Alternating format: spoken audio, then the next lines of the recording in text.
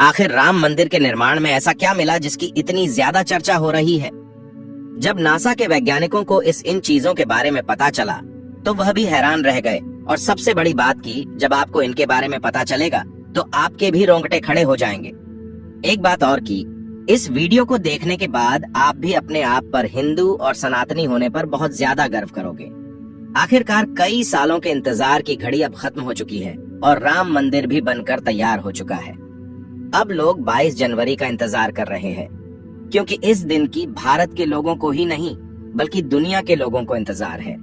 लोग राम लल्ला की स्थापित होने वाली मूर्ति को देखकर झूम उठेंगे, क्योंकि इस दिन के बाद राम मंदिर के दरवाजे हमेशा के लिए भक्तों के लिए खोल दिए जाएंगे। इस मूर्ति को बनवाने के लिए देश के 3 सबसे बड़े मूर्तिकारों को बुलवाया गया है, और जो भी भक्त इस ऐतिहासिक पल को अपनी आंखों से निहारेगा वह जीवन मरण के बंधन से मुक्त हो जाएगा। क्योंकि यह तो आपको पता ही होगा कि 22 जनवरी 2024 को राम मंदिर में रामलाल की मूर्ति की प्राण प्रतिष्ठा होगी।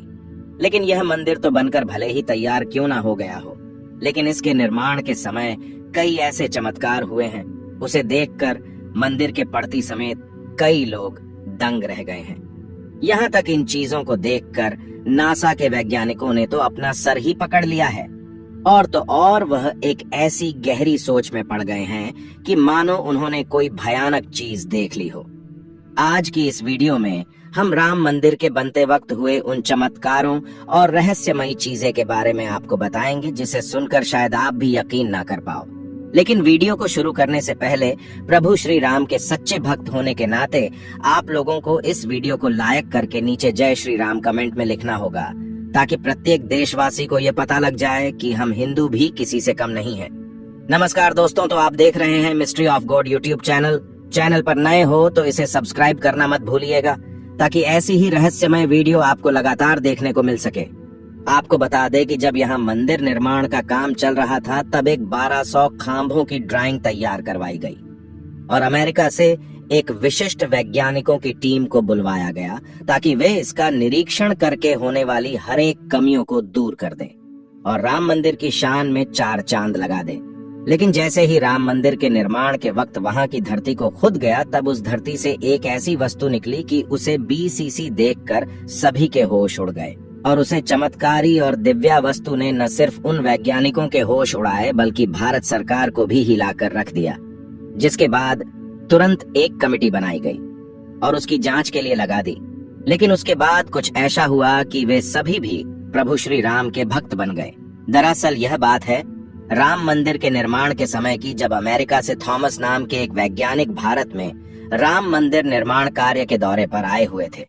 यहाँ आकर उन्होंने देखा कि राम मंदिर का निर्माण कार्य तो काफी चल रहा है, जिसके बाद उन्होंने अपना रूटीन काम फिर से करना शुरू कर दिया और अपना काम करना शुरू कर दिया। अपने काम करने के दौरान जैसे ही उनकी नजर मंदिर परिसर की तरफ गई तो उन्हें एक ऐसी जगह दिखाई जहां पर वहां धरती नरम पड़ी हुई थी। देखने में वह धरती वहां की जगह से पूरी अलग ही दिख रही थी। थॉमस को अपनी अंतरात्मा से कुछ अलग सी प्रेरणा मिलने लगी और तुरंत थॉमस ने अपने मजदूरों को वहां की खुदाई करने को बोल दिया। एक बार के लिए तो मजदूर भी हैरान हो गए कि ऐसी धरती की वह खुदाई क्यों करवा रहे हैं, लेकिन मजदूरों को तो उनका ऑर्डर मानना ही काम था, इसलिए उन्होंने बिना कुछ सवाल किए खुदाई शुरू कर दी। जैसे ही वहां पर खुदाई शुरू हुई, कुछ ही देर बाद उस धरती से पानी का प्रवाह शुरू हो गया।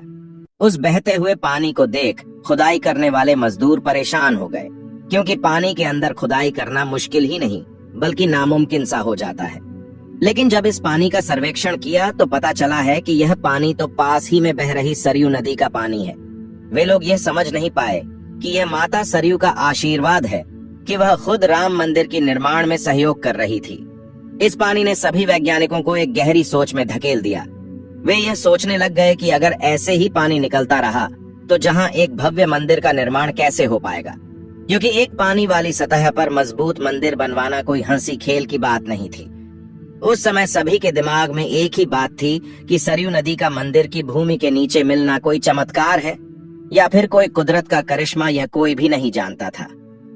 आखिरकार जब कोई भी समाधान नहीं मिला तब सभी मिलकर श्री राम से प्रार्थना करने लगे, क्योंकि जाहिर सी बात थी जब तक वो माता सरयू के पानी की धारा बंद नहीं होगी तब तक आगे का काम शुरू नहीं किया जा सकता था।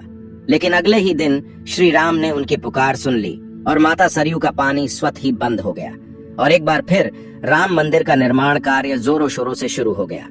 और यह काम इस कदर चला कि अब यहाँ अपने अंतिम छोर पर पहुंच चुका है, या यूं कहें कि यह पूरा तैयार ही हो गया है और 22 जनवरी को यहाँ श्री राम की प्राण प्रतिष्ठा भी की जाएगी। यह मंदिर इतना भाव बना है कि इस देखने के लिए भारत सरकार ने यहाँ पर एक अंतर्राष्ट्रीय हवाई अड्डा भी बनवाया है, ताकि देश और दुनिया के लोग सीधे ही यहाँ पर आ सके और इसे देख सकें। यह मंदिर तो आप कभी भी देख सकते हैं, लेकिन अब सवाल यह है कि जब पुराने समय में यहाँ पर राम मंदिर था, वह कैसा दिखता था, जिसे तोड़कर बाबर ने बाबरी मस्जिद बनाई थी। उसे राम मंदिर का निर्माण आखिर किसने किया था? क्योंकि यह रहस्य आज तक सीमित लोगों को ही पता है, ज्यादातर लोगों को इसके बारे में कुछ भी मालूम नहीं है। तो चलिए आज मैं आपको इसका पूरा रहस्य इस वीडियो के माध्यम से बता देता हूँ, तो बने रहेगा हमारे साथ वीडियो में एंड तक। आखिर उस समय भगवान राम की नगरी अयोध्या को किसने बनाया था? यह पवित्र नगरी हिंदुओं के लिए बहुत ही ज्यादा महत्वपूर्ण है, क्योंकि यहाँ पर स्वयं प्रभु श्री राम का जन्म हुआ था, इसलिए इसे राम जन्मभूमि भी कहते हैं। इतिहासकारों के अनुसार कौशल प्रदेश की प्राचीन राजधानी अवध को कालांतर में अयोध्या और बौद्ध काल में साकेत कहा जाने लगा। अयोध्या मूल रूप से मंदिरों का शहर था। हालांकि यहाँ खुदाई के वक्त आज भी हिंदू, बौद्ध एवं जैन धर्म से जुड़े मंदिरों के अवशेष देखे गए, जिसमें खंभों से लेकर हिंदू आकृतियां बनी हुई थीं। अयोध्या नगरी में होने का वर्णन भी वाल्मीकि रामायण में मिलता है। कहते हैं कि भगवान श्री राम के जल समाधि लेने के पश्चात अयोध्या कुछ काल के लिए उजाड़ सी हो गई थी, लेकिन उनकी जन्मभूमि पर बना महल वैसे का वैसा ही था। भगवान श्री राम के पुत्र कुश ने एक बार पुनः राजधानी अयोध्या का पुनर्निर्माण कराया। इस निर्माण के बाद सूर्य वंश की अगली 44 पीढ़ियों तक इसका अस्तित्व आखिरी राजा महाराजा बृहदबल तक अपने चरम पर रहा।